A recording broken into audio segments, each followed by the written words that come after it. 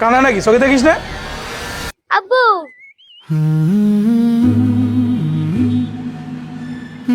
Sorry ভাই, আসলে ভুলটা আমারই ছিল, তাড়াহুড়োই আপনার ফোনটা পড়ে গিয়েছে, ক্ষমা করবেন ভাই।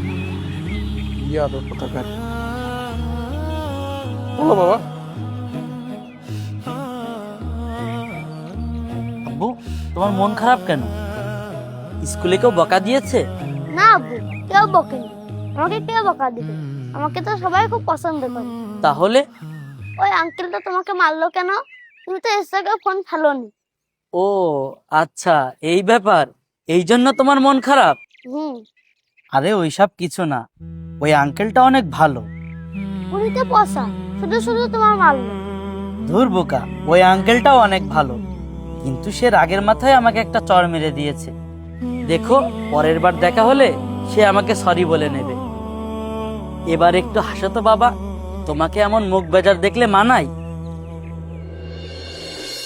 দেখুন শান সাহেব, আপনার ছেলের ব্যাপারে প্রতিদিন আমার কাছে কমপ্লেন আসে।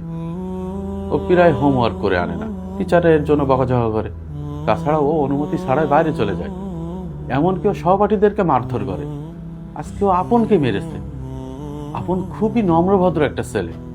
আমরা আপনার ছেলেকে অনেকবার বোঝানোর পরও সে আপনকে সরি বলেনি, উল্টো রাগ দেখাচ্ছে। আমার মাথায় এটা ঘুরপাক খাচ্ছে যে ওকে পারিবারিকভাবে কোনো আচরণই শেখানো হয়নি।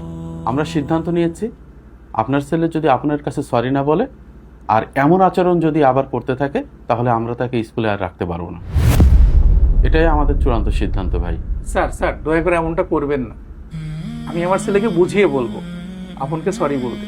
আমি নিজেও আপনকে সরি বলবো। আপনি একটু ওকে ডাকার ব্যবস্থা করেন স্যার, প্লিজ স্যার। আচ্ছা ঠিক আছে, আমি আপনকে ডাকার ব্যবস্থা করছি। আসসালামু আলাইকুম স্যার, ভিতরে আসবো? ওয়ালাইকুম আসসালাম। হ্যাঁ আসো আপন, ভিতরে আসো।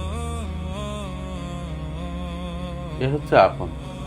আপনি জানলে অবাক হবেন যে আপনার ছেলে আপনকে মারার পরও আপন তাকে একটুও গায়ে হাত দেয়নি, বরং সে তাকে বুঝিয়েছে সে ভুল করেছে, কিন্তু সে বুঝতে চায়নি।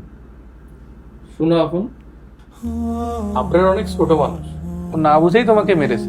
তুমি কিছু মনে করো না, কেমন বাবা? না না, ভালো আঙ্কেল, আমি কিছু মনে করিনি। হ্যালো আঙ্কেল, তুমি কি আমাকে চিনো? হ্যাঁ, আমি আপনাকে চিনি। আপনি না সেই আঙ্কেল যে অল্পতে রেগে যায়? আপনি তো আমার আব্বুকে চড় মেরেছিলেন। আব্বু বলেছেন আপনিও ভালো আঙ্কেল, কিন্তু অল্পতে রেগে যান। আব্বু এও বলেছে আপনার রাগ কমে গেলে আব্বুকে সরি বলে দেবেন। দেখেছেন শান সাহেব, আপনের কথা শুনে বোঝা যাচ্ছে যে ওর পারিবারিক শিক্ষা কত উন্নত এবং কত ভালো। ভাই, সেদিনের ঘটনার জন্য আমি খুবই দুঃখিত। দেখুন ভাই সাহেব, সেদিন চাইলে আমিও ঝামেলা করতে পারতাম, আপনার গায়ে হাত তুলতে পারতাম, কিন্তু যখন দেখলাম দূরে আপন দাঁড়িয়ে আছে, তখন নিজেকে সামলে নিলাম।